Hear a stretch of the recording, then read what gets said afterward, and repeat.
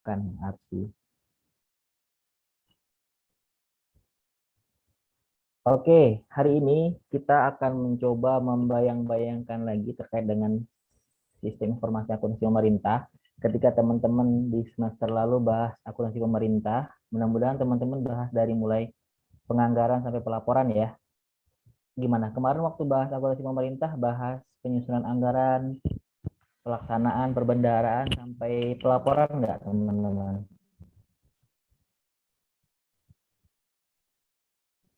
Belum, Gimana? belum. Belum.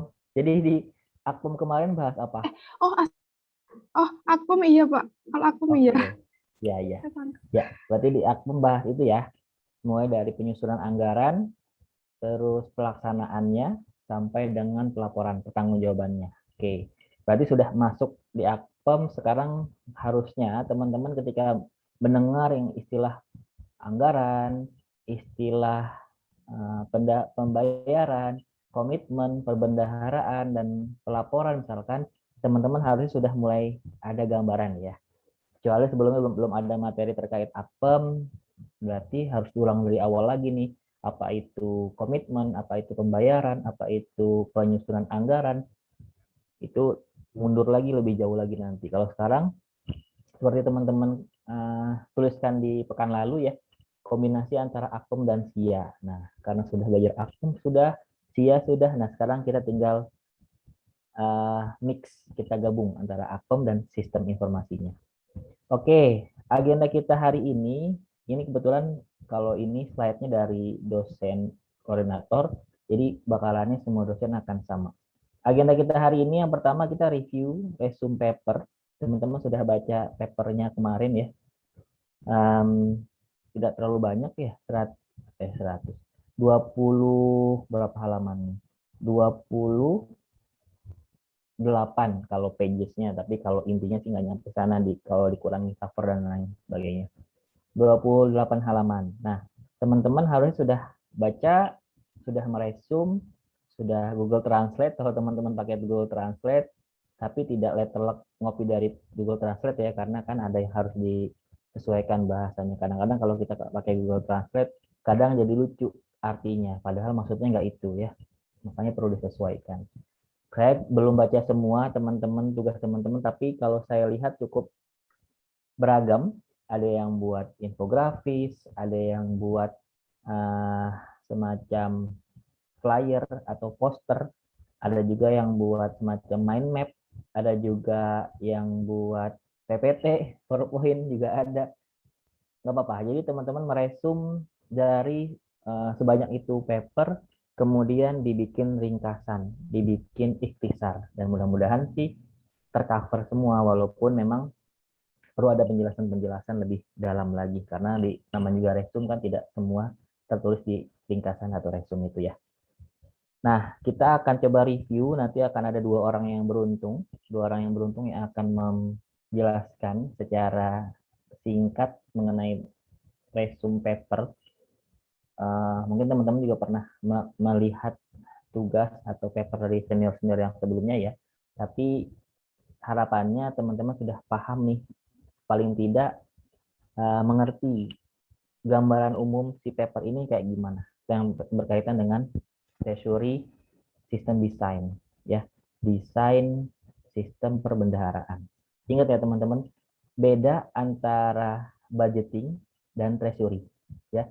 Budgeting itu kan penganggaran, rencana, sementara treasury itu pelaksanaannya, perbendaharaannya. Nanti terakhir ada lagi reporting, itu pelaporannya. Nah, kemudian nanti kita review, setelah review kita akan diskusi TM2, tadi kita akan membongkar SPAN dan SAKTI. Dimulai dari SAKTI, sistem aplikasi keuangan tingkat instansi, kemudian SPAN-nya. Setelah itu kita akan latihan soal pakai Google Form. Kurang lebih ada 15 soal, jadi harapannya teman-teman sudah baca. Kalau nggak salah di LMS sudah ada tuh bahan terkait siap, teman-teman silakan di download semua aja kalau mau, dari TM1 sampai TM14 di download aja semua, walaupun itu semester lalu ya yang dipakai teman-teman ahli program di semester genap kemarin, tapi tidak jauh berbeda ya. tidak jauh berbeda, silakan teman-teman pakai bahan-bahan itu. Jadi di LMS itu sudah banyak tuh materi-materi, teman-teman nggak perlu disuruh ya, nggak perlu diingatkan, tapi teman-teman sudah berinisiatif. Bisa kan ya di-download ya teman-teman ya? Kalau dari LMS. Bisa nggak? Bisa, Pak. Bisa ya. Nah, sudah bisa di-download, sudah bisa dibaca. Jadi nanti kuis cepet. 100 nilainya ya. Oke, latihan. Oke, itu kemudian setelah latihan soal, kita akan diskusi kembali, mereview latihan soal, sama ada beberapa perubahan topik presentasi teman-teman setelah ada masukan-masukan dari dosen. Ada beberapa perubahan, termasuk yang pekan depan. Jadi teman-teman yang sudah siap, sudah ready untuk pekan depan, nanti topiknya akan berubah.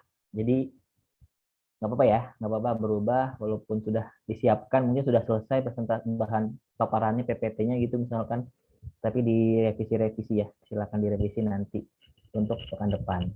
Kemudian tugas pertemuan ketiga, pertemuan pekan depan.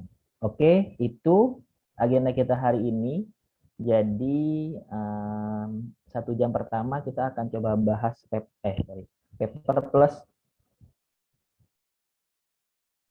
paper plus diskusi terkait dengan materi yang akan kita baca, yang akan kita diskusikan bersama-sama.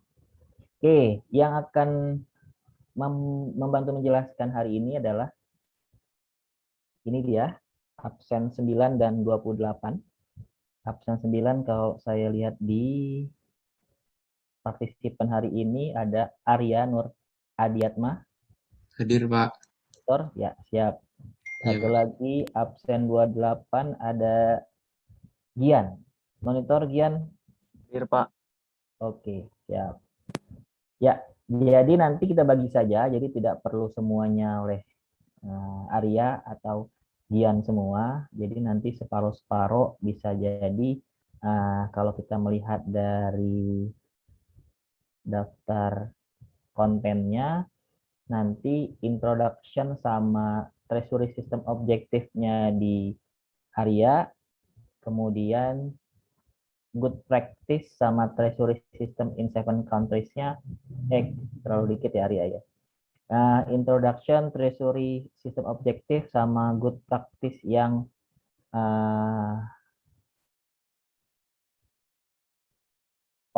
overview sama rasional sama measure semua deh.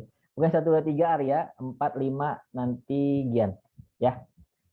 Oke, nanti kalau teman-teman ada yang mau nambahin, silakan banget.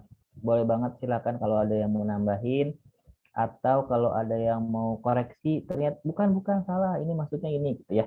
Silakan saja. Saya kasih waktu 15 menit untuk buat teman-teman untuk present, untuk memaparkan hasil kreasinya. Kemudian kita diskusi.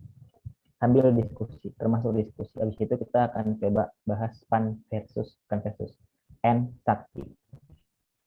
Ya. Oke.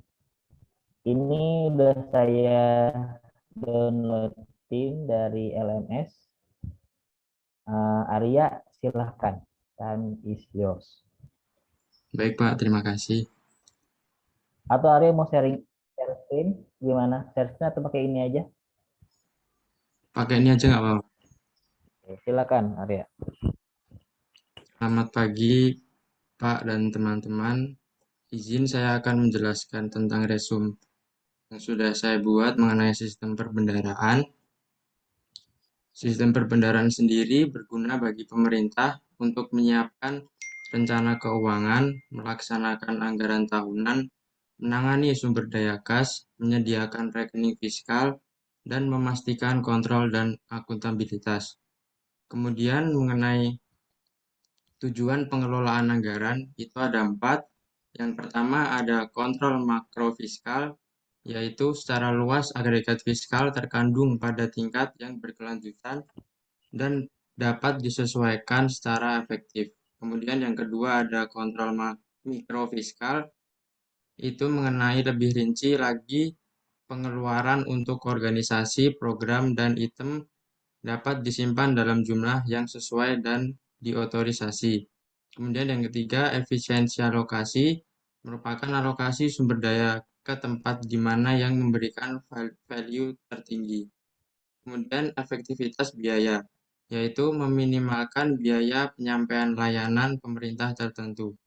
Kemudian selanjutnya ada komponen rantai nilai sistem perbendaharaan. Yang pertama itu ada perencanaan keuangan, merupakan jembatan antara penyusun dan pelaksanaan anggaran tahunan. Kemudian ada distribusi alokasi anggaran, itu seperti merinci anggaran tersebut akan didistribusikan kemana saja. Kemudian ada kontrol komitmen, berfungsi untuk memastikan bahwa setiap pengeluaran itu dikendalikan. Kemudian ada manajemen kas dan aset, manajemen utang.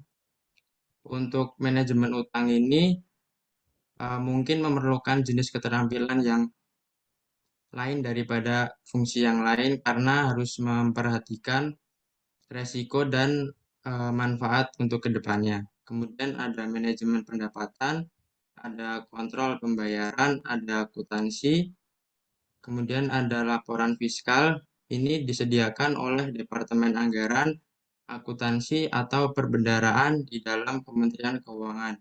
Kemudian ada sistem informasi, kemudian ada audit internal, biasanya dilakukan oleh unit audit internal di perbendaharaan atau Kementerian Keuangan dan atau di dalam kementerian dan lembaga. Kemudian ada kerangka hukum dan kelembagaan. Karena pengelolaan anggaran selalu menjadi tanggung jawab pemerintah, undang-undang dan peraturan baru biasanya disiapkan oleh Departemen Anggaran dan Perbendaharaan Kementerian Keuangan. Kemudian penentu desain perbendaharaan. Yang pertama itu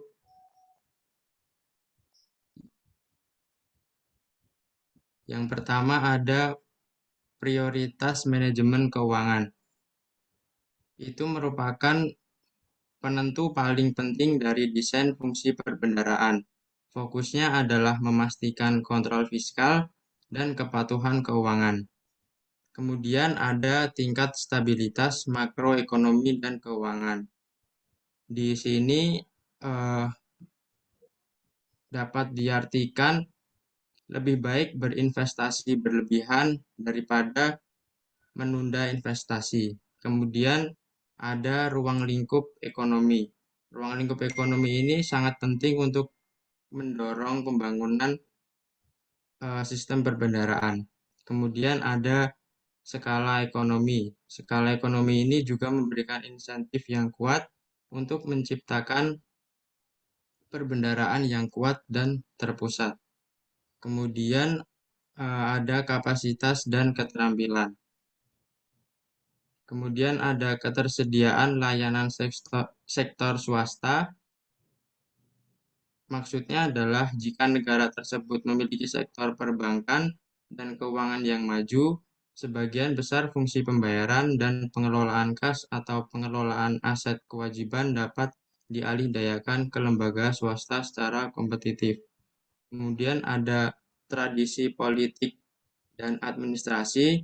Ini maksudnya karena beberapa negara pasti mempunyai tradisi yang berbeda, maka sistem perbendaharaannya pun juga akan berbeda. Kemudian ada biaya pemrosesan informasi. Ini karena maksudnya setiap negara itu kan ada yang berkembang, ada yang maju. Nah, itu biayanya masing-masing berbeda gitu. Kemudian ada investasi sistem perbendaharaan dan biaya operasional yang berbeda di tiap negara. Kemudian ada 3 jenis negara. Yang pertama ada ekonomi berkembang, itu umumnya tidak akan dapat sepenuhnya memperkenalkan semua fitur sistem perbendaharaan yang canggih dalam waktu dekat.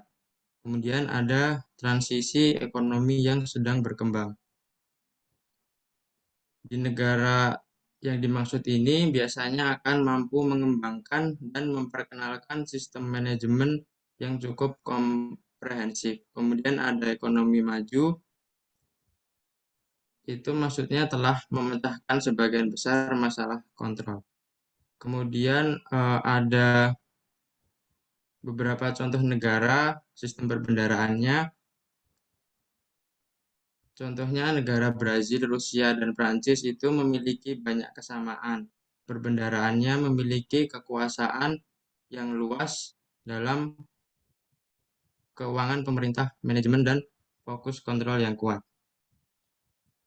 Kemudian ada kalau Amerika Serikat, Afrika Selatan, dan Bulgaria itu dapat dikatakan masih berupaya untuk mencapai keseimbangan antara masalah kontrol dan efisiensi. Mungkin sekian dari saya. Ya. Terima kasih. Oke, terima kasih Arya. Sebentar, saya mau konfirmasi dulu nih. Terkait dengan efisiensi alokasi, boleh nggak dia ada realokasi sumber dayanya? Ini yang tujuan pengelolaan anggaran Yang kan ada. bagian mana, Pak? Tujuan pengelolaan anggaran ada efisiensi alokasi nih.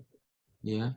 Nah, ini boleh nggak dia nanti sudah kan dia sudah ngalokasi ini anggarannya berapa, tiba-tiba di tengah jalan Ya. ada realokasi, boleh nggak ya? Kalau menurut saya boleh, Pak. Misal udah dibikin alokasi segini, ternyata misal di tengah jalan ada masalah yang penting buat dana dikasih ke situ, menurut saya boleh, Pak, demi kebaikan ke depannya. Kalau menurut paper, baca nggak? Maksudnya ada nggak di Kalau paper informasi itu?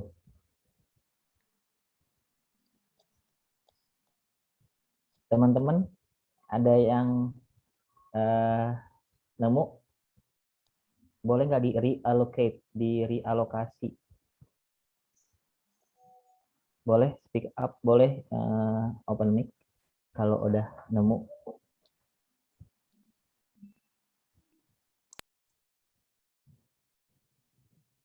Nggak apa-apa teman-teman, kalau mau salah juga nggak apa-apa. Kalau mau salah, kalau salah nggak apa-apa. Boleh, Pak. Ya, silakan. Siapa nih? Kalau di Sang paper Kisma. Ya, dijelaskan bahwa realokasi bisa terjadi ketika sistem misalnya terjadi masalah gitu, Pak. Jadi diperbolehkan, Pak. oke, sip. Ya, saya juga nemu. Jadi eh, reallocated when appropriate ya, ketika diperlukan boleh dialokasi.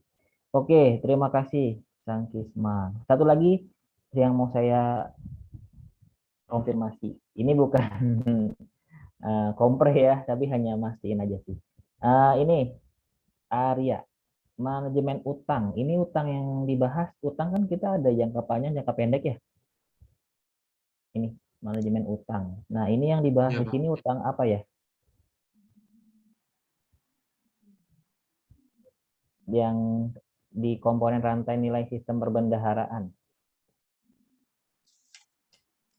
Kalau di papernya itu mengenai manajemen utang, mengenai pengelolaan kas dan aset, terutama untuk jangka panjang, jangka pendek, Pak. Oh iya, Iya. iya ya. Benar. Bukan jangka panjang ya, ini terkait dengan short term ya. Short term sama domestic debt. Jadi nanti yang akan dibahas di manajemen utang itu yang itu tadi, yang short term sama yang domestic debt. Oke. Oke, kemudian nah ini Arya kan bikinnya gabung nih dari tunggu saya mana? Oh ya. Dari ini semua mana yang masuk ke rantai nilai, mana yang di luar rantai nilai. Karena ini kan kalau bikin kayak gini kan kayak semuanya itu bagian dari rantai nilai, padahal nggak semuanya menjadi rantai nilai kan, karena ada beberapa hal yang menjadi bagian dari keseluruhan rantai nilai. Ngerti nggak? Maksud nggak? Jadi Ya, Pak. dari gambar itu kan ada nggak semuanya branded, apa sih brand? Nah, nyambung ya, kayak rantai kan ada yang di bawahnya rantai. Nah itu coba ceritakan mana yang nggak termasuk gitu aja. Yang masuk rantai sama yang tidak gitu ya, Pak?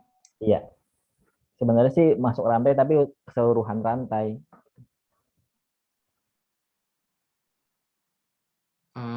yang masuk ke rantai sistem informasi itu Mhm.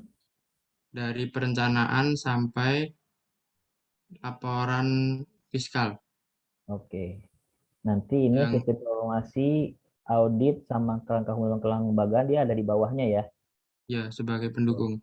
Pendukung. Oke, sip. Ini kan ada rantai, rantai. Nanti di bawahnya itu pendukung. Karena itu informasi sistem itu kan tidak hanya tidak hanya dibutuhkan saat perencanaan aja kan, sampai pelaksanaan, sampai perbendaharaan, sampai pelaporan itu butuh sistem informasi. Audit juga nggak parsial di beberapa bagian aja. Kerangka kemudian kelembagaan juga tidak hanya dibutuhkan saat pelaporan saja misalnya, tapi untuk seluruh rantai. Ya, oke. Itu dulu. Terima kasih Arya. Nah, Baik, selanjutnya Pak. Terima kasih, Pak. ya silahkan Gian yang terkait dengan good practice. Kayaknya tadi good practice belum dijelasin deh secara detail ya. Good practice sama treasury systems in 7 countries. Silakan Oh ya, baik Pak. Gian. Dari overview berarti ya Pak? Ya, Oh, ya. wih, siang-siang masih berwaktu aja ya. Oke, silakan. Jadi kita mulai dari overview yang pertama. Di situ di jurnalnya itu ada menjelaskan tiga tipe gaya negara yang terdiri dari negara berkembang, negara transisi, dan negara maju. Yang pertama itu negara berkembang. Negara berkembang itu harus banyak menekankan pada kontrol fiskal dan keuangan negara. Sedangkan untuk negara transisi, itu juga butuh penekanan yang banyak dalam kontrol fiskal dan disiplin keuangan. Problematika yang dimiliki itu mungkin agak dramatis, namun tidak sedinamis negara berkembang. Sedangkan untuk negara maju, itu sudah dikategorikan dengan kemampuan ekonomi yang sudah maju. Maka dapat diasumsikan bahwa negara maju itu dapat menyelesaikan hampir seluruh permasalahan. Selanjutnya itu adalah alasan. Alasan ini adalah praktik baik yang diusulkan untuk tiga kelompok negara tadi. Nah, itu yang ditinjau itu mulai dari perencanaan keuangan, pengeluaran anggaran, kontrol komitmennya, manajemen kas, manajemen utang, pengumpulan penerimaan, proses pembayaran, akuntansi, pelaporan fiskal, sistem informasi, audit internal, dan kerangka legal dan institusionalnya. Selanjutnya itu adalah indikator desentralisasi. Ini menjelaskan tingkat sentralisasi untuk setiap parameter dalam tiga sistem ekonomi negara. Untuk indikatornya itu ada dengan skala 1 sampai 5. Dengan skor 5 itu artinya fungsi pelaksanaan anggaran itu dikontrol oleh Departemen Keuangan di Kementerian Keuangan. Untuk skor 4 itu artinya pelaksanaan anggaran dibagi antara Kementerian Keuangan dan Bank Sentral atau Kementerian. Untuk skor 3 itu artinya Kementerian atau Bank Sentral adalah pengambil keputusan utama. Untuk skor 2 itu artinya ada beberapa pusat atau pelayanan pengaruh atas keputusan agen. Dan untuk skor 1 itu artinya lembaga anggaran memiliki otonomi penuh dalam eksekusi anggaran. Dan selanjutnya itu adalah treasury system in 7 country.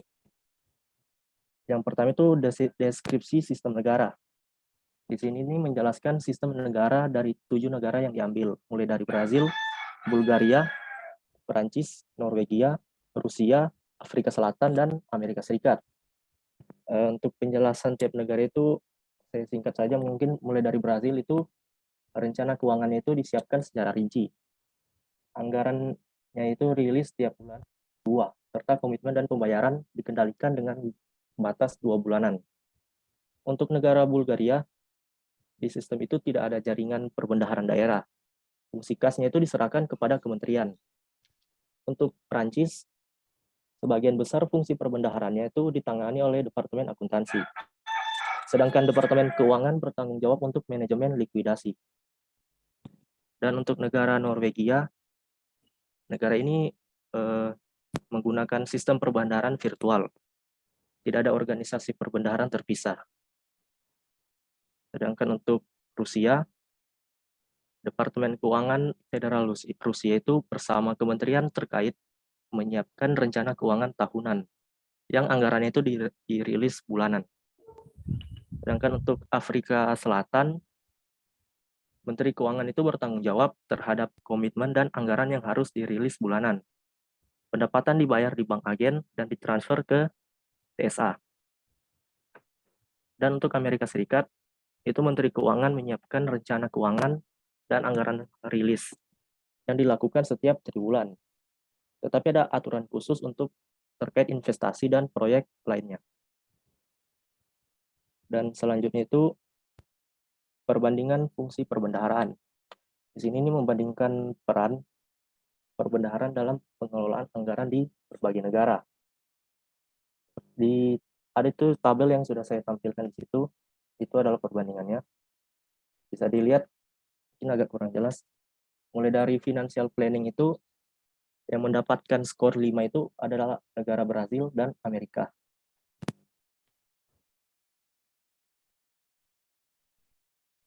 Untuk budget rilis, itu yang mendapatkan nilai 5 itu adalah Bulgaria, Rusia, dan Afrika Selatan. Sampai dengan INS Framework. Itu yang dapat nilai skala 5 itu adalah Perancis. Dan dengan negara dengan rata-rata tertinggi, itu ada di Brazil. Selanjutnya untuk penilaian. Sistem perbendaharaan untuk penilaian itu, sistem perbendaharaan di Brazil, Rusia, dan Prancis itu memiliki banyak kesamaan. Seperti yang sudah dijelaskan teman saya tadi. Mungkin seperti itu, Pak. Oke, saya masih ingat nggak? Oh ya. Oke, terima kasih Gian. Jadi ini sudah ada nih mengerucut ke 3 ekonomi ya, 3 jenis atau 3 bentuk ekonomi, mulai dari ekonomi berkembang, transisi, sama maju. Nah, paling nanti di situ memang tiap negara kan pasti punya karakteristik masing-masing ya, dan punya budaya, punya culture-nya berbeda-beda. Akhirnya nanti akan menyesuaikan sistem perbendaharaan yang dipakai di masing-masing negara. Sebenarnya di paper itu ada tuh perbandingan antara developing, transiting, sama advanced economics. Jadi mulai dari perbendaharaannya, mulai dari tabelnya nih, mulai dari financial planning. Jadi per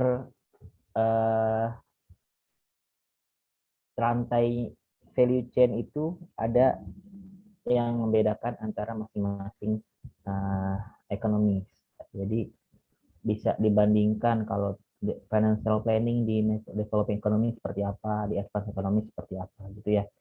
Nah, ini tabel yang di sini bukan tabel nilai ini, ini tabel perbandingan antara realisasi dengan hipotesis. Kalau nilai bukan ini tabel ini. Salah Pak tadi, kurang fokus. Iya. Maaf Pak. Salah copy ya. Nah, ini tabel perbandingan antara yang didapatkan, data yang diperoleh dengan hipotesis si penulis. Jadi nanti ada yang sesuai prediksi, hipotesis, ada yang tidak sesuai, ada yang minus bahkan ya, tidak sesuai dengan prediksi. Tapi paling tidak ini cukup menarik nih, ternyata di Amerika Serikat sendiri ya beda-beda sih, masing-masing punya kelebihan ya. Ada yang di satu rantai itu dia nilainya tinggi, tapi di rantai yang lain nilainya rendah, atau sebaliknya, di satu negara rantainya tinggi, yang satunya yang rendah, yang satu lagi tinggi. Itu kan tergantung tadi saya bilang karakteristik masing-masing negara berbeda. Jadi sistem perbendaharaannya. Jadi kita bisa melihat, kita bisa mengcapture atau mengambil mana yang kira-kira cocok buat negara kita. Contohnya tadi ada kita mendengar yang namanya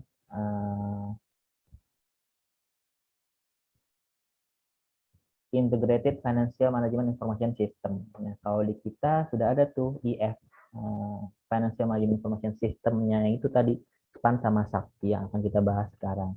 Kalau teman-teman baca di buku, di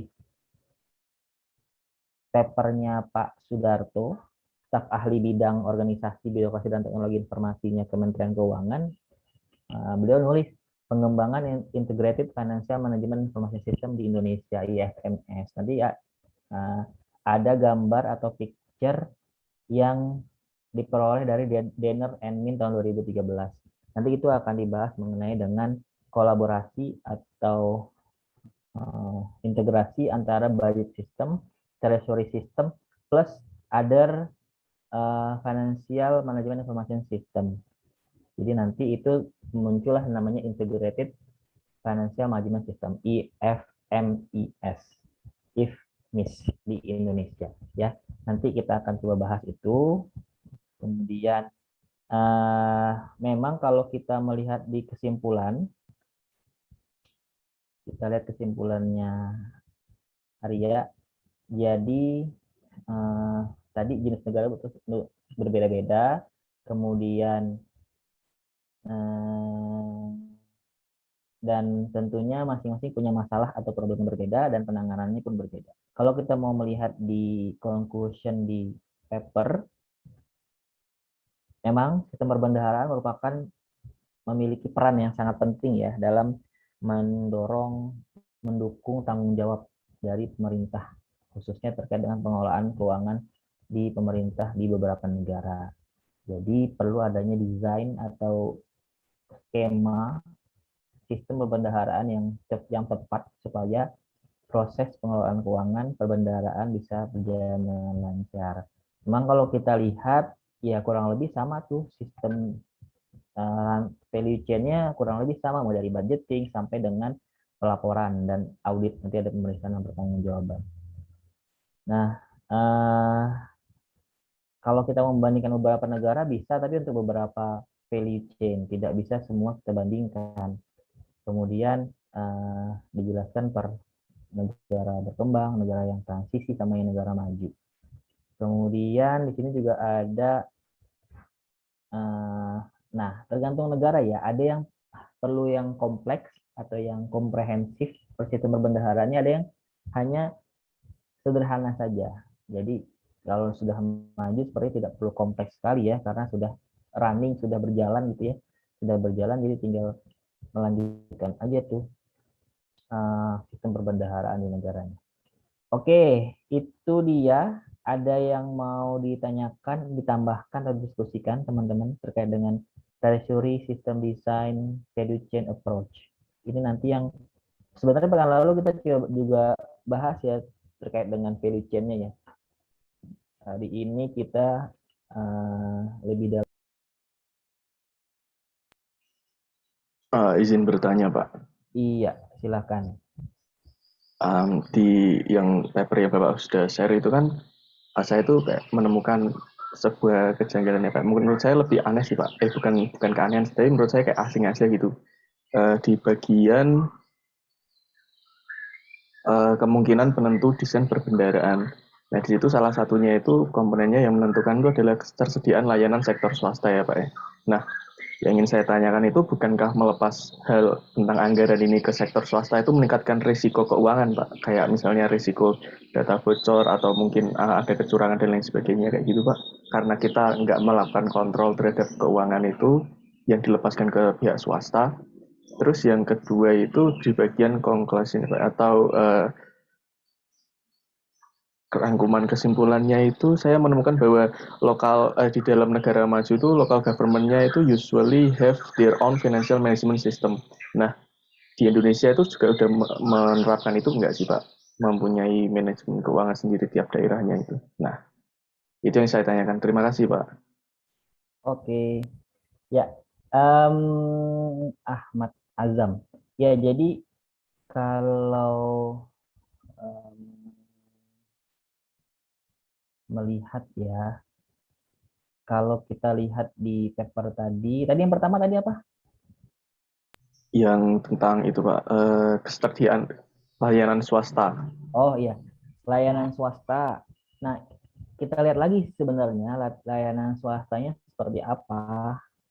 Mungkin bukan layanan swasta kali ya, independen bisa kali. Jadi kayak kalau kita di sekarang kan kita nanti akan bekerja sama dengan yang namanya OJK. Itu kan bukan Kementerian Keuangan ya, maksudnya bukan pemerintah ya, tapi lembaga independen. Ada juga nanti kita akan ketemu sama yang namanya selain OJK itu ada aduh saya lupa. Satu lagi yang berkaitan dengan bank LSE ya. Apa sih lembaga? Saya lupa. Pokoknya nanti ada lembaga independen yang akan membantu pekerjaan kita selain Kementerian Keuangan. Termasuk Bank Sentral kan, Bank Sentral terkait dengan kurs ya, suku bunga. Tapi kalau misalkan kita melihat letterlock kasih ke swasta secara full ya enggak, masa enggak semuanya kita serahkan ke swasta ya, karena kan resiko juga data-data keuangan kita juga. Tapi ini mungkin ini untuk negara-negara yang sudah maju, yang sudah advance itu ya sudah, karena sudah ada lembaga swasta yang profesional juga, dan biasanya kan kalau kita sudah tersertifikasi gitu ya, sertifikasi bisa juga kita serahkan ke swasta. Nah nanti itu ya paling ya terkait dengan swasta. Nggak tiba-tiba kita langsung serahin semuanya gitu ya dikelola oleh swasta, nggak juga. Kita harus tetap pantau, kita tetap cek, review, monitoring, evaluasi terkait dengan pengelolaannya. Ataupun kalau diserahkan tidak semuanya, sebagian parsial beberapa hal. Kemudian yang sudah terbagi-bagi ya, kalau di US itu kan ada negara bagian kan punya masing-masing punya sistemnya berbeda. Nah kalau kita gimana ya? Kalau kita kan hanya dua, pemerintah pusat dan pemerintah daerah. Kalau pemerintah pusat kita pakai APBN, kalau pemerintah daerah kita pakai APBD. Kalau pemerintah pusat yang kita bahas sekarang nih, kita nanti bahas sistem informasi akuntansi pemerintah untuk pemerintah pusat. Kalau pemerintah daerah ya ada sebenarnya APBD itu kan kurang lebih sama. Ini kan sekarang juga lagi ini nih, lagi banyak berkembang mulai dari beberapa tahun terakhir sih terkait dengan dana desa, dana yang sudah dialokasikan. Tapi untuk penyusunannya kan nanti semua terpusat di Kementerian Keuangan. Kalau yang daerah nanti kan dia dari masing-masing daerahnya, nanti akan ada APBD dari masing-masing daerah. Tapi kalau untuk sistem masing-masing daerah belum ada ya sepertinya. Tapi kalau sistem informasi kan terpusat tapi bisa digunakan di satker atau kantor vertikal daerah. Ini untuk pemerintah pusat, tapi untuk pemerintah daerah sepertinya setiap daerah punya inovasi-inovasi atau sistem yang membantu kelancaran tugasnya. Tapi saya belum mendengar sih apakah ada sistem informasi terkait dengan perbendaharaan daerah yang sudah pakem gitu ya, yang sudah dipakai oleh semua daerah secara komprehensif, secara bagus, karena kan dia perlu integrasi dari perencanaan, pelaksanaan sampai pelaporan. Gitu paling Azam ya. Kalau teman-teman yang lain kalau mau menambahkan silahkan ya. Terima kasih Pak. Oke. Sudah 11.21 ternyata ya. Oke teman-teman itu saya rasa untuk paper cukup ya. Nanti kita coba terlalu panjang nanti kita nggak dapat materi kita hari ini. Padahal materinya banyak slide-nya. Oke, ya kita coba masuk ke materi. Saya share screen lagi. Terima kasih Arya dan Gian dan teman-teman yang sudah memperhatikan dan mengkomentari. Oke, hari ini kita mau bahas sakti versus span.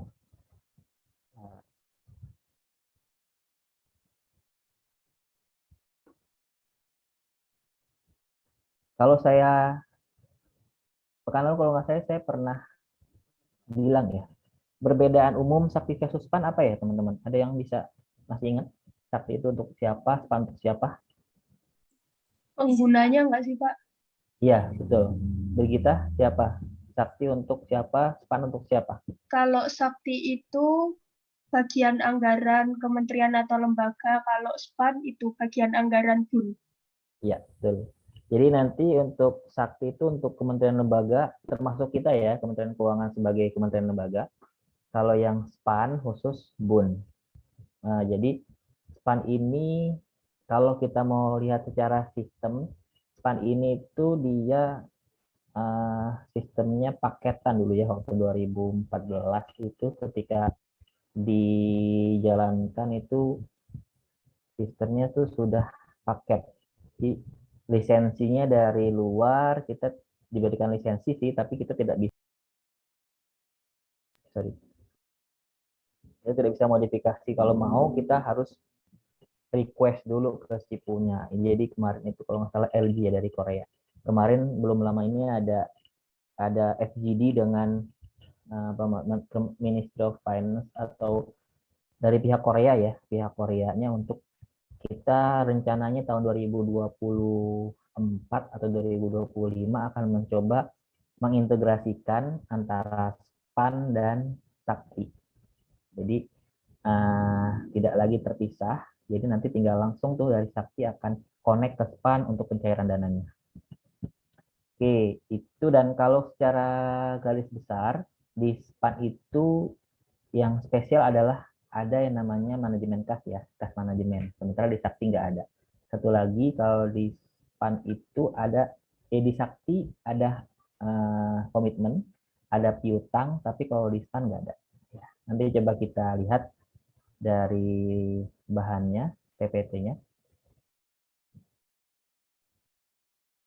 Ini karena cukup banyak, mungkin saya akan agak cepat aja ya, agak cepat. Nanti teman-teman silahkan dibelajari lagi, dibahas lagi secara mandiri. Oke, ini tadi saya sudah jelaskan. Sakti dan SPAN itu merupakan bagian dari elemen public financial management. Ini kalau yang kemarin kita lihat ada 3 bagian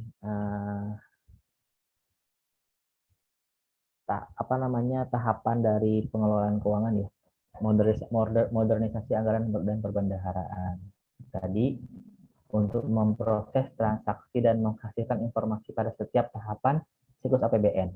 Tadi saya sering bilang kalau siklus APBN itu kan dimulai dari perencanaan sampai dengan pertanggungjawaban. Benar kayak yang dibilang Brigita, Sakti itu untuk BA Kementerian Lembaga bagian anggaran ya, BA bagian anggaran. Kalau SPAN itu untuk BA BUN, Bendahara Umum Negara. Nah ini siklus APBN ini sudah hatam teman-teman harusnya karena sudah pernah dibahas di APEM harusnya. Jadi mulai dari perencanaan penganggaran APBN dari sekarang ini sudah siap-siap kita mau 15 Oktober sudah input untuk anggaran untuk tahun 2022. Kemudian sebenarnya proses dari awal tahun terkait dengan penganggaran ini. Kemudian setelah itu penetapan APBN biasanya dengan kalau kita dengan undang-undang APBN oleh DPR, kemudian pelaksanaan APBN ini keseharian pencairan dana, kemudian penyertaan pelaporan ini nanti di akhir tahun ada namanya pelaporan. Setelah itu setelah kita laporkan ke Kementerian, kalau dari kita instansi eselon 1 ke Kementerian Keuangan akan ke pemerintah, kemudian akan diaudit, kemudian akhirnya ada pemeriksaan dan pertanggungjawaban. Nanti ada review dari APIP juga, dari auditor internal kita. Kalau di Kementerian Keuangan ada IPJEN, Inspektorat Jenderal, semua kementerian ya, semua kementerian ada Inspektorat Jenderal nanti akan mereview laporan keuangan. Kalau audit nanti oleh auditor eksternal, BPK. Ini siklus ya, teman-teman, ini udah harus hatam nih teman-teman di otaknya ya, terkait dengan siklus ini.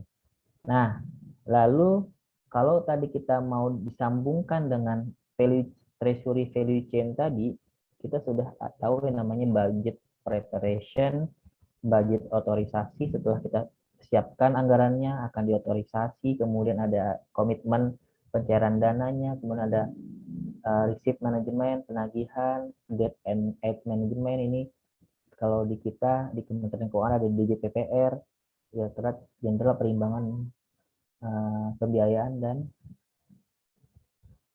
apa sih PPR? Pengelolaan resiko ya, pembiayaan dan pengelolaan resiko. manajemen kas, kemudian budget review dan fiscal reporting, sama terakhir audit and evaluation. Kurang lebih sama kayak tadi siklus APBN ya, siklus pengelolaan keuangan pemerintah ini, mulai dari perencanaan, penganggaran, sampai dengan evaluasi, audit dan evaluation. Oke, nah tadi SPAN dan Sakti. SPAN itu untuk yang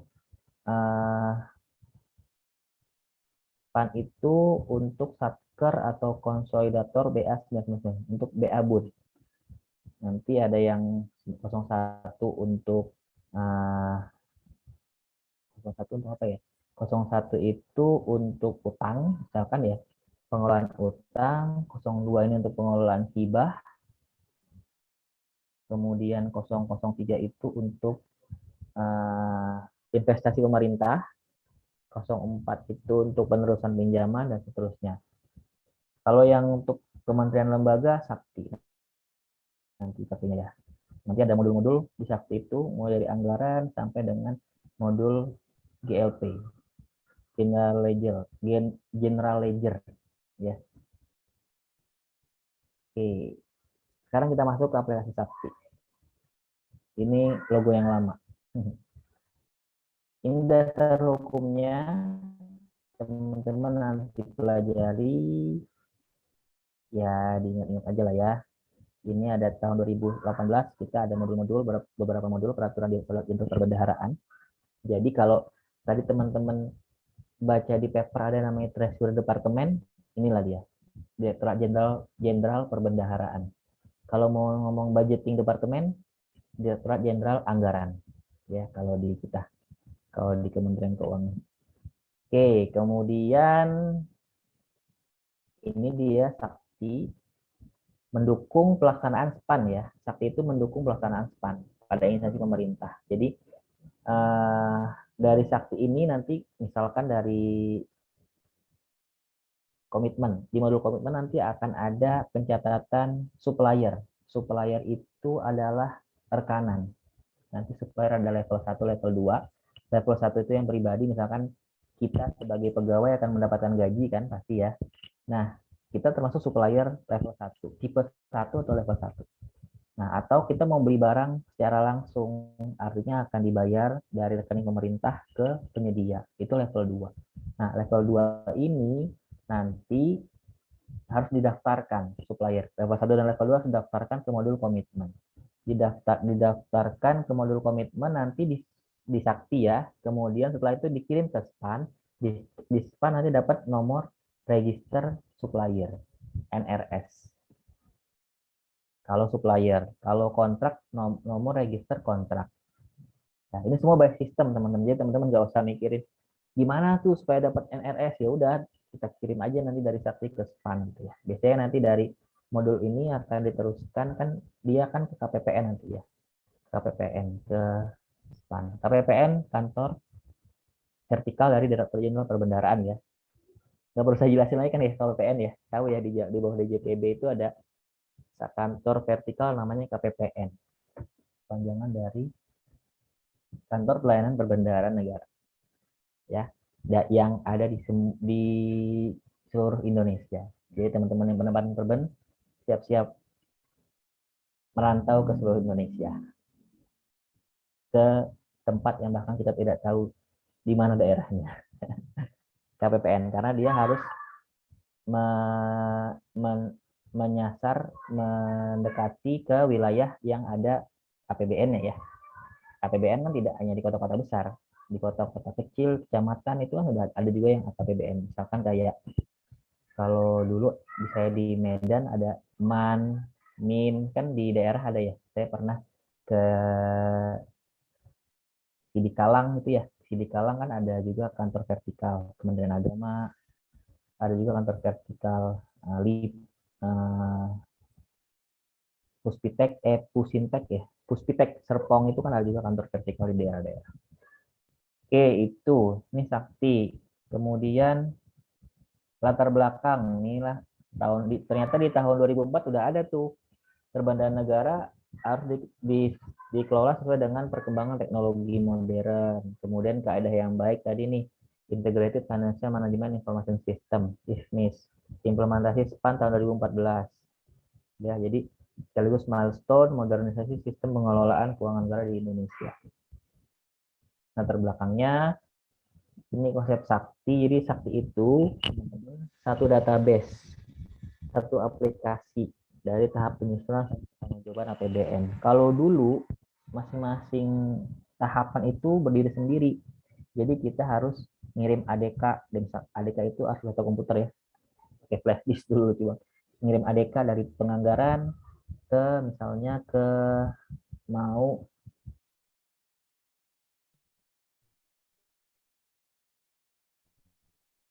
pencetakan SPM ke modul pembayaran atau laporan ADK dari persediaan ke aset tetap. Aset tetap ngirim ADK ke laporan keuangan dulu ya. Kalau sekarang sudah satu aplikasi.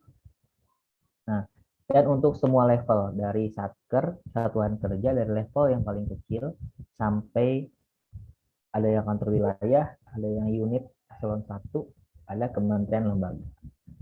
Ya, levelnya seperti itu. Dan apa itu? Dia ada open platform, dapat diakses dari berbagai macam perangkat dan multi OS, jadi bisa pakai OS apa aja. Kemudian tidak perlu mempengaruhi kecepatan proses, spesifikasi hardware-nya, real time, ini yang sangat penting karena kadang-kadang pimpinan mau data yang segera. 14 periode. Nah, ini yang menarik. Teman-teman, bukannya cuma sampai Desember ya kita ya. Nah, di saat ini ada 14 periode istilahnya. Jadi Desember 1 sampai 12, Desember 12 periode itu Januari sampai Desember. Nanti di periode ke-13 itu ketika kita menyusun laporan audit unaudited. Jadi nanti kan kita ada kewajiban menyusun laporan unaudited ya sebelum diserahkan ke auditor eksternal. Jadi di Januari sampai Februari kita akan menyusun laporan unaudited. Setelah dapat review dari APIP, bisa kita koreksi di periode 13, itu unaudited. Nanti satu periode lagi setelah sudah ada review atau audit dari BPK, masuk ke periode 14, yaitu laporan audited. Ya. Kemudian akses, keamanan informasi, one time password, kemudian otomasi jurnal dan audit trail. Jadi teman-teman nggak perlu lagi tuh jurnal manual. Kalau dulu kan ketika tingkat 1 kan bikin jurnal dari transaksi pembelian barang, langsung jurnal cash, aset pada cash. Kalau sekarang biarkan sistem yang jalan. Kemudian laporan konsolidasi tiap hari. Ketika kita mau melihat laporan, saya lihat bisa dicek setiap hari. Oke, ini modul-modulnya. Administrasi, penganggaran, komitmen, pembayaran, bendahara, aset tetap, persediaan, piutang, pelaporan. Ya, kita sudah mulai dari budgeting, nanti kita mulai pekan depan akan mulai dari budgeting, penganggaran, selanjutnya komitmen, dan seterusnya. Yaitu ada modul-modul yang akan kita bahas. Administrasi ini hanya yang namanya juga administrasi ya, yang menentukan role role-nya. Nanti di Sakti menarik teman-teman. Jadi ada role, ada peran dari masing-masing pengguna sistem. Ada yang sebagai operator, ada yang sebagai validator, ada yang sebagai approver. Ya, yang saya pernah singgung di pekan 6. Oke. Selanjutnya, ini dia, tadi saya bilang dulu itu dia aplikasinya adalah terpisah. Nih, ada banyak aplikasi. Ini RKKL IPA terkait dengan anggaran, penganggaran, SIMAK BMN ini terkait dengan aset tetap, persediaan, SAS ini untuk modul komitmen, rekam supplier, rekam kontrak, nanti setelah itu juga pembayaran, silabi, namanya silabi ya, ini untuk bendahara. Kalau Saiba untuk pelaporan.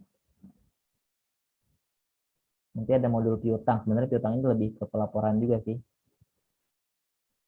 Tapi dia terpisah karena kan ada monitoring piutang juga ya. Oke, itu kemudian ini saya bilang ada audited 14 transaksi, periode transaksinya ya. Unaudited ada sama audited. Kemudian ada tutup buku. Ketika sudah tutup buku, nggak bisa lagi tuh di otak-atik. Karena kalau di modul akuntansi dan pelaporan, di modul yang terakhir, GLP, general ledger dan pelaporan, kalau sudah tutup buku, secara otomatis akan tertutup semua modul-modul yang lain. Jadi nggak bisa diedit lagi. Kalau mau buka, harus request dulu dan harus jelas alasannya ya. Request ke Direktorat Jenderal Perbendaharaan, SITP, Direktorat Sistem Informasi dan Teknologi Perbendaharaan. Ya. Nah, sekarang kita masuk ke masing-masing modul. Sebelumnya ada pertanyaan, teman-teman?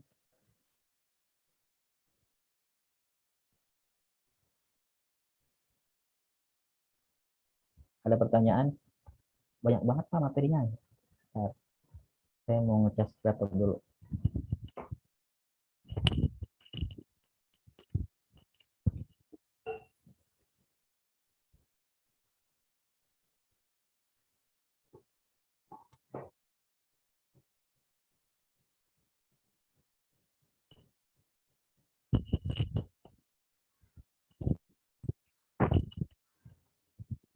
Teman-teman kalau mau minum silakan ya. Oke, tadi kita sudah bahas sekilas saksi. Nanti kita mau coba overview, walaupun nanti kita akan bahas lebih detail di masing-masing, mulai pekan depan ya, mulai dari kapan kita bahas modul penganggaran. Tapi kita mau preview singkat aja ya, preview singkat terkait dengan materi saksi. Mudah-mudahan jam 12 kita kelar, jadi jam 12 kita teman-teman nanti siap-siap untuk latihan soal ya. Udah pada baca materi kan ya? Udah ya. Kuisnya nggak kayak pekan lalu yang sangat receh ya teman-teman. Hari ini kita beneran ngerjain latihan sesuai dengan materi hari ini. Mudah-mudahan teman-teman sudah baca. Coba tidak menyimak yang saya sampaikan hari ini. Oke, saya mau coba preview saksi. Ini masih saksi teman-teman, depan belum.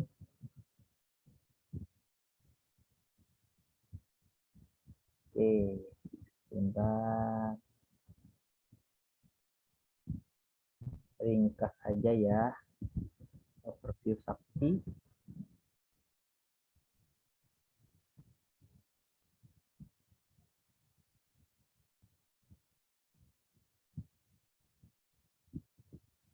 Oke, pertama modul penganggaran. Nah, ini. Penganggaran itu paling awal sekali. Nanti kita akan menyusun RKA atau rencana kerja anggaran sampai dengan penyusunan dokumen pelaksanaan anggaran. Ya.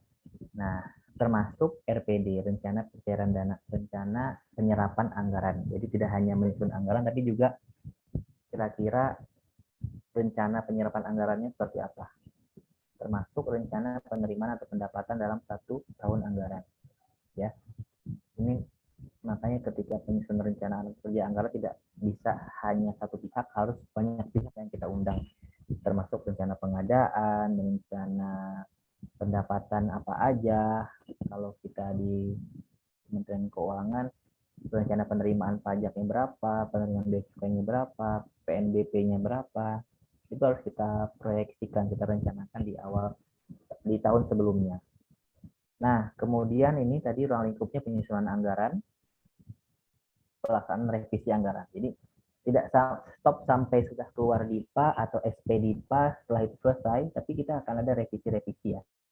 Masih bisa diperkenankan untuk revisi, sama kayak tadi yang dijelaskan sama Arya, boleh realokasi anggaran asal bisa diperlukan gitu ya. Kalau seperti sekarang ini kita sudah beberapa kali revisi sampai refocusing anggaran ya, penghematan anggaran karena ada beberapa pos anggaran yang harus dialokasikan ke yang lain, yang lebih urgent, yang lebih prioritas. Nah, outputnya apa? Ini dia, usulan RKKL, usulan revisi DIPA, sama PAGU. Pokoknya kalau yang masuk di anggaran ya, berkaitan dengan dengan anggaran ya, RKKL, DIPA, daftar isian pelaksanaan anggaran, PAGU. Ya, ini masuk ke modul penganggaran. Kalau SPM masuk sini enggak? Enggak. SPM itu masuk nanti di modul pembayaran ya. Namanya juga SPM, surat perintah membayar. Oke. Ini modul penganggaran. Selanjutnya modul, ini contoh transaksi modul penganggarannya. Jadi namanya penganggaran pasti ada rencana belanja, ada estimasi PNBP, sama estimasi pendapatan pajak. Ini semua single entry ya teman-teman ya. Single entry nanti semua akan tercatat di dalam satu sistem.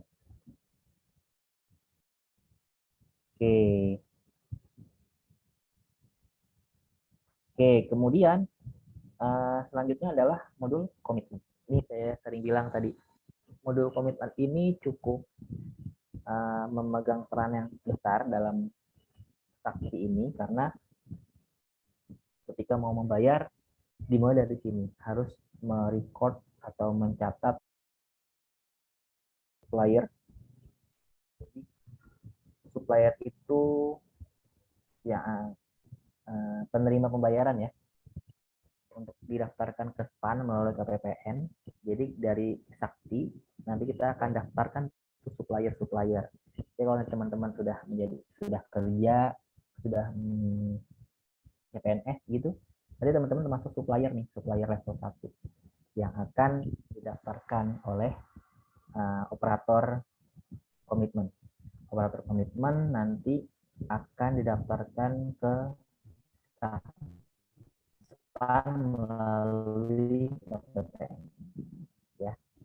Nah, itu menerima supplier, perikatan dengan pihak ketiga didaftarkan, kemudian nanti dikirim ke SPAN, di SPAN akan muncul nomor register kontrak NRK. Nah, setelah itu kontrak berjalan dong, kontrak berjalan kemudian tanda tangan kontrak, kemudian ada BAST, penyerahan barang. Nah, di BAST inilah saat mulai perpindahan kewajiban. Ya. Di BAST ini perpindahan kewajiban, pengakuan aset, pengakuan beban, pengakuan utang akrual. Ya, walaupun nanti di BAST nanti saat Mas menjadi hutang belanjanya ketika terbit SPP, ketika PPK menyetujui SPP nanti menjadi hutang belanja, hutang akrual, hutang belanja. Ini pencatatan BAST. Ada yang kontraktual yang sifatnya kontrak LS, ada yang non kontraktual. Ini yang sifatnya biasanya UP. UP itu uang persediaan. Ini yang nanti start berikutnya akan saya jelaskan lebih detail. Kemudian ada konfirmasi capaian output. Nah, capaian output itu apa teman-teman? Jadi ketika teman-teman menyusun anggaran, ada yang namanya komponen output. Kalau sebelum kan sekarang ada namanya RSPP ya teman-teman, redesign sistem perencanaan dan penganggaran. Sebelum itu namanya output, kalau sekarang namanya adalah KRO ya, sekarang namanya adalah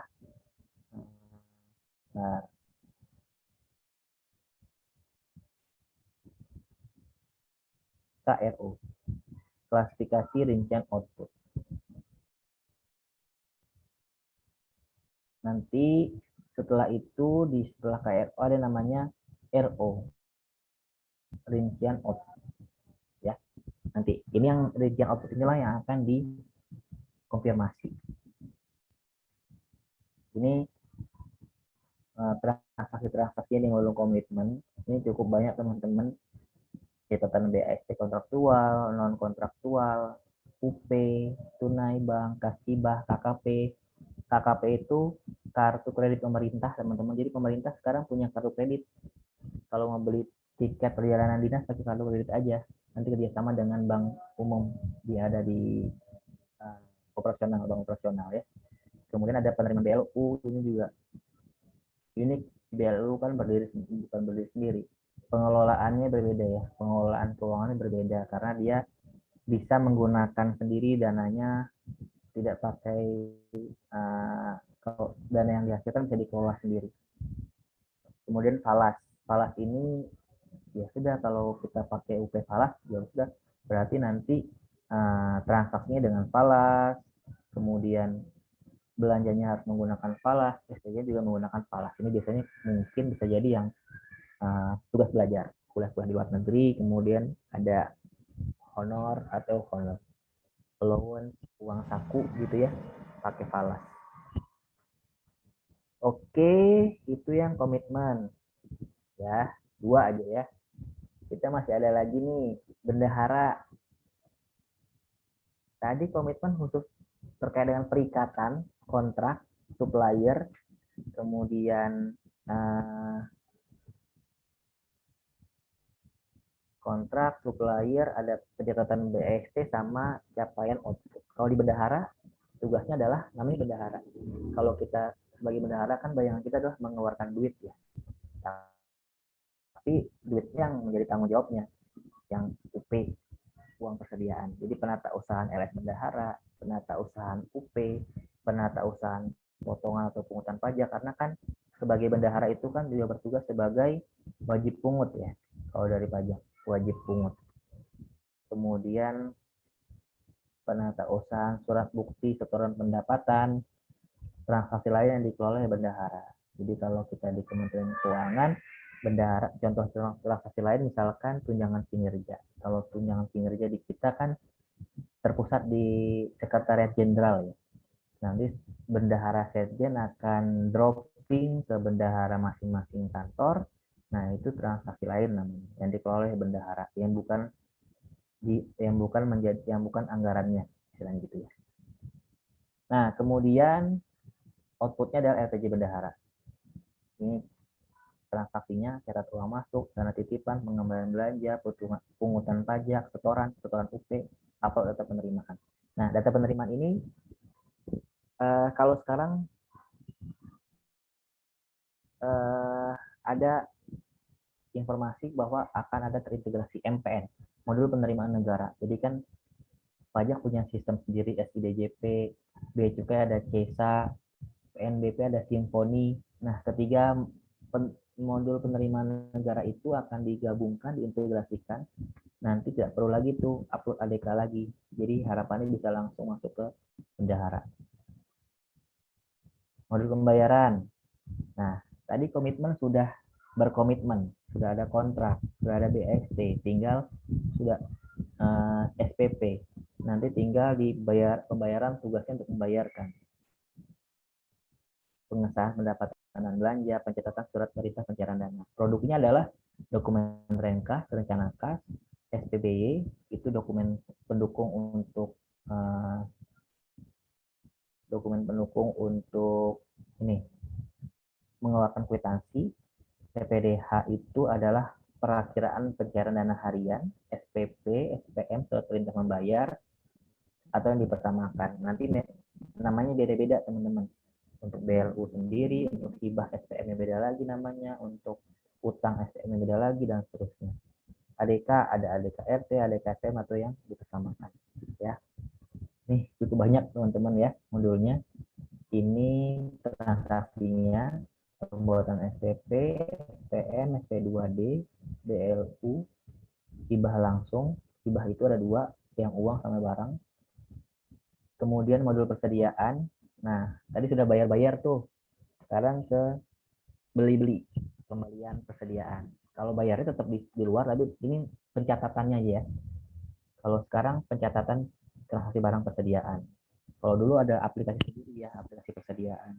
Kalau sekarang pencatatan transaksi persediaan, kalau istilah di kita di operator, pendetailan persediaan yang sudah dibeli, sudah dibayarkan, sudah dibeli, kita detailkan. Kemudian pembuatan jurnal, dan pembuatan laporan persediaan. Nanti pada akhir masa ada opnam fisik, menghitung persediaan yang ada di kantor, di perusahaan, di satker. Outputnya buku persediaan, laporan persediaan, jurnal persediaan. Oke, kemudian kita mau lihat ini transaksi hanya masuk dan keluar. Aset tetap kurang lebih sama dengan persediaan, mencatat dan pelaporan barang milik negara. Tapi kalau secara teori teman-teman sudah tahu ya perbedaan antara persediaan dan aset tetap, aktiva tetap. Jadi nanti kalau persediaan kan dia aset lancar ya, aset tetap itu ya aset tetap. Nah, nanti teman-teman mendengar namanya transaksi BMN, transaksi KDP. Apa itu KDP? Konstruksi dalam pengerjaan. Kalau dulu di cost, work in process istilahnya ya, yang masih dalam pengerjaan. Mudah-mudahan nggak trauma dengan cost ya. Kemudian bagian dari sakti ada ATR, aset tetap renovasi. Dan juga ada namanya BMN bersejarah. Ini kayak gedung-gedung peninggalan zaman dulu yang menjadi BMN bersejarah ya, yang nilainya cukup ya, nilai historikalnya cukup tinggi gitu ya. Ini transaksinya. Ini modul piutang. Modul piutang itu unik, terpisah dari modul yang lain karena ya ini untuk mencatat piutang-piutang kan namanya utang piutang harus dicatat ya kalau kita biasanya ya. Nanti ketika ada pencatatan kita catat dokumen piutangnya apa, masukkan referensi debitur, kemudian ketika ada penagihan kita catat juga, ntar kita bikin laporan piutang di akhir. Nah, piutang kan ada penyisihan ya, ada allowance for doubtful account kan juga ada dulu ya. Nah, ini transaksinya.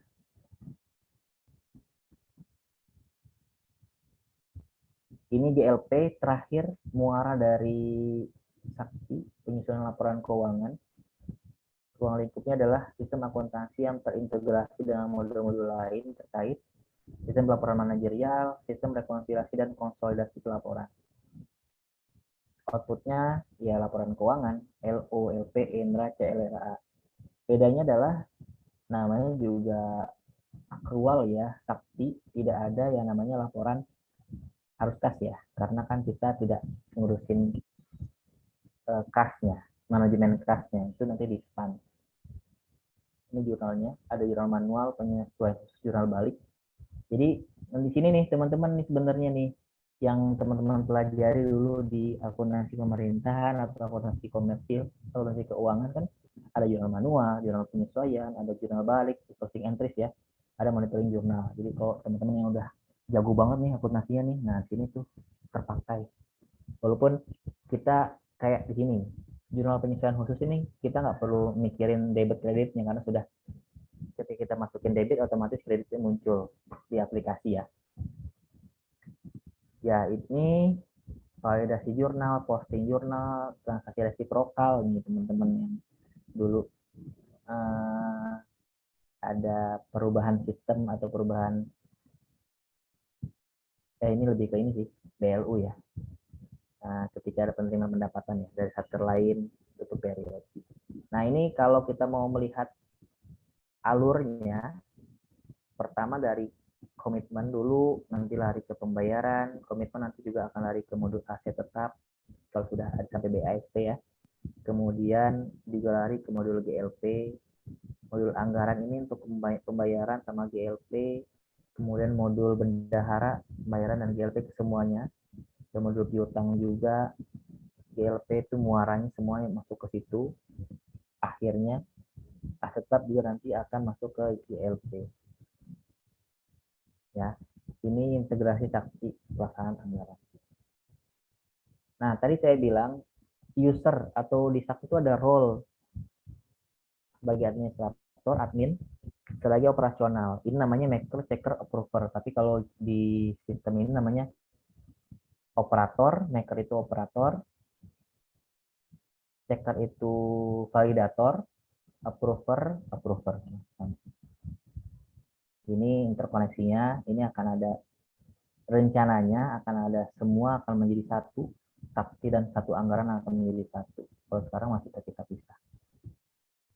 Ini peran penggunanya.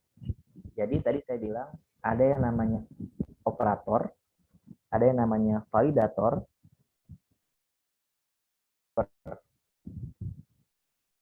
operator ini penganggaran ya. Penganggaran, pertanyaannya kenapa nggak semuanya ada operator, validator, sama approver? Gitu ya. Kalau ada pertanyaan seperti itu ya. Karena masing-masing punya fungsi yang berbeda. Misalkan kalau bendahara, ya bendahara kan memang tugasnya ya bendahara. Jadi tidak ada tuh validator sama approver ya. Jadi hanya operator. Kalau penganggaran, ini perlu ada persetujuan dari ya kuasa pengguna anggarannya, KPA-nya. Kalau operator sudah menginput di aplikasi, tinggal di-approve sama kuasa pengguna anggaran dan seterusnya. Jadi masing-masing itu ada yang tugasnya sebagai operator, validator, sama approver. Nanti ini juga ada mail sakti. Ini layanan surat elektronik yang disediakan oleh Kementerian Kominfo untuk pendaftaran user, konsultasi dengan Hai Kemenq, broadcast, reset password, sama OTP.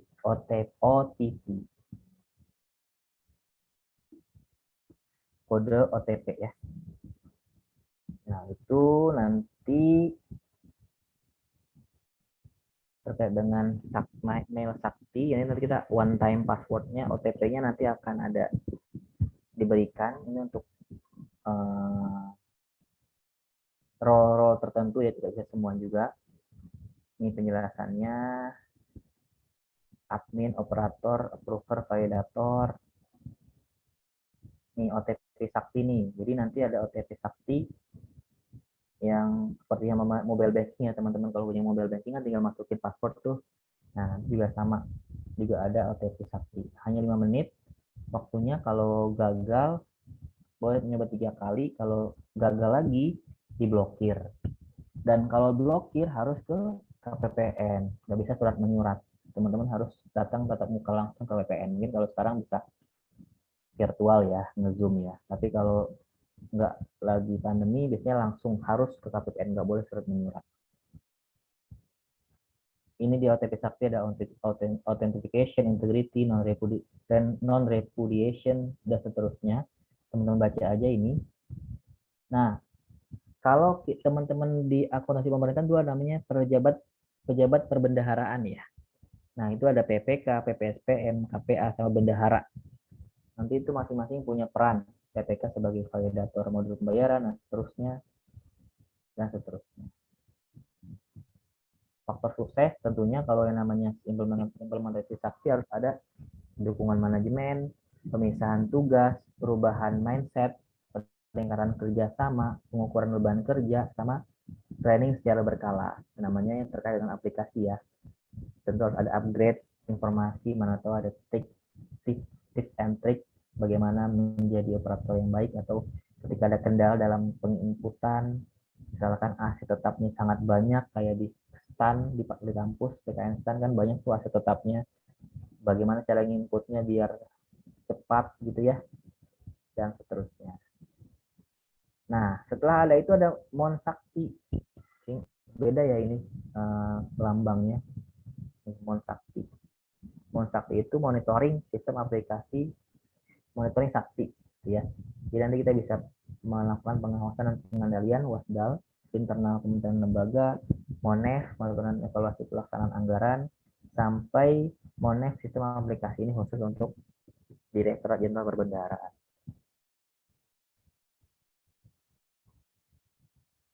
Ini gambaran umumnya fungsi monitoring dan dengan Mon Sakti.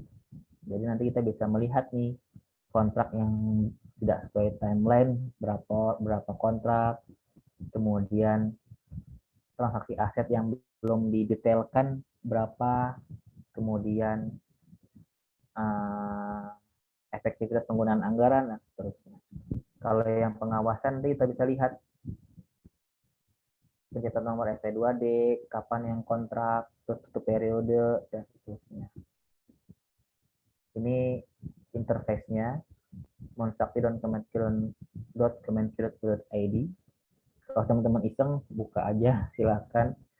Tapi nggak bisa login ya, karena nggak punya akun, nggak punya username, password. Oke, mengapa Sakti Web? Nah, jadi sekarang itu sedang ada peralihan dari desktop ke web, ya teman-teman ya. Jadi perubahan dari desktop itu yang komputer kita, kemudian dirubah ke web. Kenapa dirubah? Nah, karena ternyata kalau kita di desktop kan harus update ya. Sementara kalau yang di Sakti Web kan otomatis tuh update-nya. Kemudian ini tadi open platform dapat diakses. Kalau secara operasionalnya gimana? Lebih mudah ya, karena open platform nggak perlu install lagi aplikasi Sakti di laptop atau di PC teman-teman. Kemudian distribusi end user tidak perlu melakukan update tadi. Kemudian akses tidak perlu jaringan intranet, hanya jaringan internet saja, tidak perlu VPN juga. Spek device rendah, tidak tergantung pada spek hardware. Antar muka yang fleksibel interface-nya sesuai dengan layar device, jadi teman-teman nggak kecilan, nggak kegedean. Faktor fungsionalitas, user interface dan fungsionalitas sama dengan versi desktop, jadi sudah familiar lah paling tidak ya. Ini dia Sakti versi webnya. Nanti ada middleware, ada back end, front end. Bedanya di sini, ini sistemnya, kalau teman-teman yang paham gitu ya, yang ngerti kayak gini-gini, kalau user interface itu dia pakai Angular, middleware dia pakai OpenShift, kalau yang database dia pakai Exadata. Silakan dibaca aja, ini informasi saja. Ini penerapan implementasi Sakti dari 2015, mulai dari piloting dari perbendaharaan internal sampai akhirnya 2021 sudah ada integrasi beberapa aplikasi, Sirup, rencana pengadaan, Sudejah, Siman, Sigat. Kemudian di 2022 akan direncanakan seluruh kementerian lembaga akan menggunakan Sakti. Ini dia Pandu Sakti, kalau ada yang mau nanya-nanya, ada aplikasinya di Play Store atau di App Store. Kalau kita pakai iPhone, Apple. Kemudian ada YouTube-nya juga, ini kayak promosi ya. Silakan di subscribe ya. Oke, itu Sakti teman-teman. Ternyata Sakti sampai jam 12.05. Ada pertanyaan teman-teman? Sakti.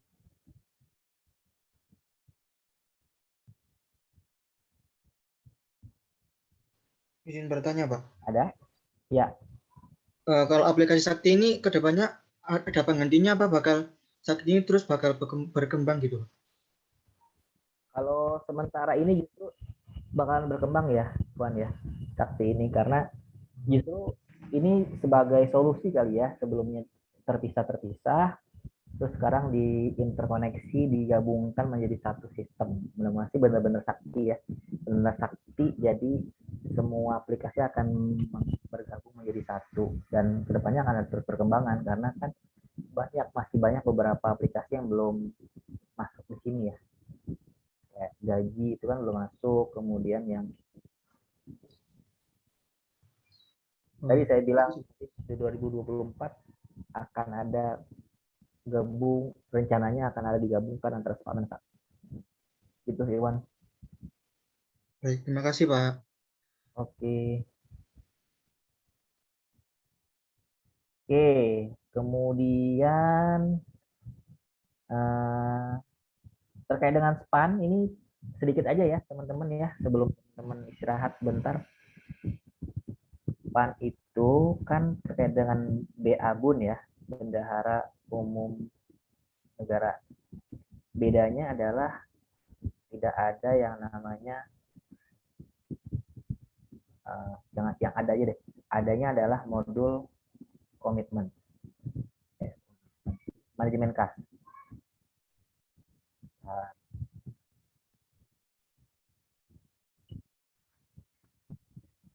Dasar hukum silakan dibaca, dihafal. Nih, dasar hukum, kemudian konsepsi sistem integrasi seluruh proses yang terkait dengan pengelolaan APBN, dari perencanaan, pelaksanaan, manajemen kas. Ini yang spesial di SPAN, manajemen kas. Meningkatkan efisiensi, efektivitas, menyempurnakan proses bisnis, memberikan informasi yang komprehensif, memudahkan pengambilan keputusan. Ini tujuan SPAN. Sasarannya otomatisasi proses operasional, meningkatkan kehandalan, dan seterusnya, menyediakan jejak audit.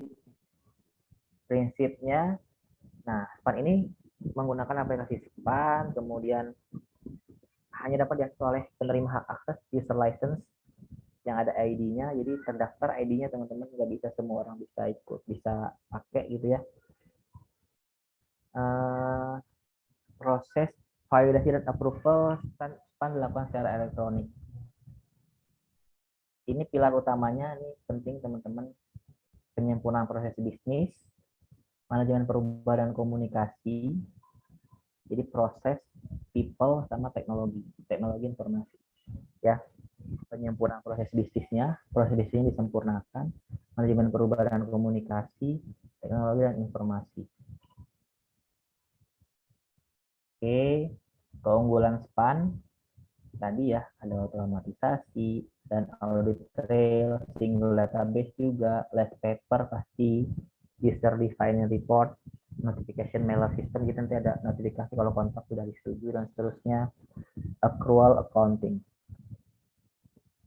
integrasi semula terkotak-kotak sekarang menjadi berorientasi pada proses. Oh, dulu tuh terpisah tuh RKK, LD, SP2D, manajemen kas, akuntansi dan pelaporan. Kalau sekarang semua satu proses. Ini ruang lingkup SPAN ini yang saya bilang tadi di Integrated Financial Management Information System, SMIS ya. Penyusunan, manajemen IPA, komitmen, dan seterusnya. Ini budget, penyusunan anggaran, manajemen IPA, dan terus manajemen komitmen, manajemen bayaran, treasury. Nanti ada other, pengadaan, pengadaan biaya cukai, manajemen aset, dan persediaan pembayaran gaji. Nah, SPAN itu budget dan treasury. Modul pada SPAN lebih sedikit. Yang beda adalah di modul kas. Komitmen tetap ada ternyata, komitmen untuk mencatat kontrak tadi ya. Pembayaran, penerimaan, ini ada penerimaan sekarang, modul kas dan modul akuntansi dan pelaporan sama. Penganggaran untuk perencanaan anggaran, kemudian komitmen tadi ketika dari Sakti ada data supplier akan di-approve sehingga muncul nomor register supplier atau nomor register kontrak. Kemudian modul pembayaran SP2D-nya di SPAN. Modul penerimaan ini untuk MPN, modul penerimaan negara. Sekarang sampai generasi ketiga. Modul kas, pengaturan rekening milik BUN, modul akuntansi dan pelaporan. Ini ya, SPAN ini Menteri Keuangan sebagai CFO dan COO. Nanti akan ada DJPPR, manajemen utang dan hibah, DJKN, manajemen kekayaan negara, DJP, manajemen perpajakan, DJPC, manajemen penerimaan biaya dan cukai. Itu akan ada sales service, MPN, G1 sampai G3. Sekarang sudah sampai G3. Ini DMFAS ini terkait dengan pengolahan utang lah ya, dan resiko. Teman-teman silakan pelajari. Ini contoh kasus konsep maker tadi, checker, approver. Jadi operator tadi perekaman SPP, pencetakan SPP, nanti validator disetujui, sampai akhirnya nanti di approver penerbitan SPM, persetujuan SPM.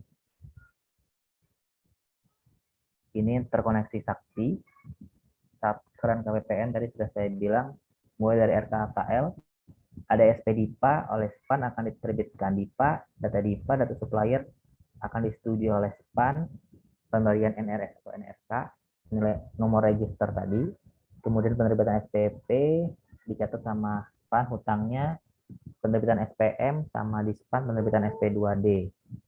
Terakhir GL dan pelaporan, nanti akan ada rekon dengan KPPN. Muncul bar rekon, berita acara rekonsiliasi. Terakhir muncul laporan keuangan. Oke, itu dia.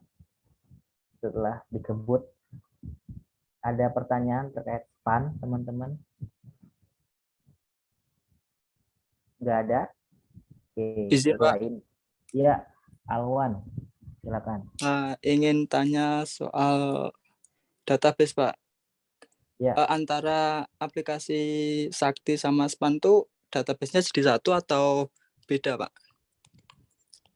Kalau dilihat dari gambarnya tadi, beda, Alwan. Kalau kita lihat gambarnya itu,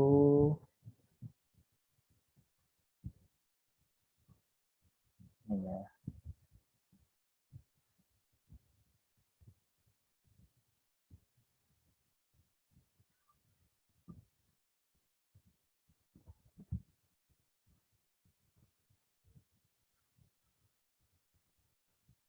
Ya, kalau dari gambar tadi, topologinya tadi, beda database-nya. Nah, tadi kan kayak yang kontrak tadi ya. Yang kontrak tadi kan nanti dari Sakti akan diserahkan ke SPAN. Nanti SPAN akan muncul nomor register kontrak sama nomor register supplier. Baik, Pak. Terima kasih, Pak. Ya. Saya izin bertanya, Pak. Tapi Ya. ini terkait Sakti tadi, Pak. Terkait apa, Sakti? Iya. Ya, gimana sih? Tadi kan di bagian ruang lingkup yang Sakti tadi kan ada aplikasi existing tuh, Pak. Nah, itu kan aplikasinya terintegrasi ke Sakti gitu kan, Pak. Nah, terus setiap operator yang pakai aplikasi operator aplikasi existing itu tadi tuh semuanya punya akses juga buat masuk ke Sakti gitu, apa cuma ke aplikasi existing gitu aja, Pak? Oh ya, itu bukan dua-duanya ya, Arsi. Kalau misal itu maksudnya hanya gambaran, sebelumnya aplikasinya ini. Nah, setelah ada Sakti itu udah nggak kepake lagi aplikasi existing itu. Jadi yang tadinya megang aplikasi Saiba itu akuntansi dan pelaporan ya, nggak megang aplikasi Saiba lagi. Dia sekarang hanya modul akuntansi dan pelaporan di Sakti. Jadi satu Sakti, tapi dia pakai megang modul akuntansi dan pelaporan. Atau kalau tadinya dia hanya operator aplikasi SaaS, misalkan SaaS itu nanti di Sakti modul komitmen atau modul pembayaran. Jadi SaaS udah nggak kepake lagi. Yang kepake adalah modul yang ada di Sakti. Kemudian atau dia modul Silabi. Silabi itu nanti akan menjadi modul bendahara di Sakti. Jadi Silabi nggak kepake lagi, kecuali kementerian lembaga yang belum pakai Sakti itu dia masih pakai semua aplikasi yang existing itu. Jadi aksesnya sekarang ke Sakti aja, sih nggak pakai ke aplikasi yang existing itu udah nggak dipakai. Iya, Pak. Terus kalau gitu yang ya. tadi kayak bagian modul kayak pembayaran piutang itu kan ada masing-masing operator kan, Pak. Nah, itu tiap modul itu operatornya sama atau terus maksud saya tuh apa operator di bagian piutang itu juga bisa mengakses di bagian pembayaran atau persediaan gitu juga atau tidak? Ya, itu nanti kan ditunjuk sama KPA ya, kepala kantor, dan beda orang kan perlu ada segregation of duties ya, bagian tugas. Kalau bendahara ya pasti bendahara yang jadi bendahara, apakah dia bendahara pengeluaran. Kalau yang lain itu biasanya beda-beda, operator penganggaran misalkan itu beda lagi, operator komitmen beda lagi, operator akuntansi dan pelaporan beda lagi, karena kan yang tugasnya menyusun anggaran, kalau dia nanti bikin laporan keuangan lagi kan itu ya tidak ada pemisahan fungsi, pemisahan tugas. Walaupun beberapa satker yang pegawainya sedikit ya terpaksa, kalau terpaksa ya apa, tapi kalau bisa terpisah sih. Nanti masing-masing punya peran sendiri. Jadi yang menyusun anggaran sendiri, yang revisi sendiri, nanti biasanya akan koordinasi internal di kantor masing-masing operator. Beda-beda orangnya sih. Iya. Baik Pak, terima kasih. Oke. Oke, teman-teman, kita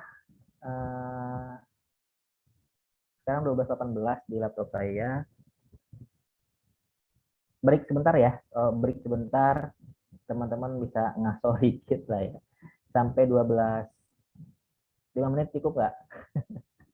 Sama aja ya. Oke, sampai 12, itu sampai jam 1 kan ya? 12.25 lah. 12.25, nanti 12.25 kita latihan soal. Saya share linknya di 12.25. Teman-teman silakan kerjakan sampai 12.50 ya, 25 menit. Kalau bingung tebak-tebak manggis aja ya, nggak apa-apa kalau bingung. Jadi 12.25 silakan 7 menit sholat masih bisa nih kalau mau sholat. Kemudian kita kerjain kuis sampai 12.50 saya mau preview singkat tugas pekan depan. Oke, silakan istirahat sebentar. Baik Pak, terima kasih. Oke.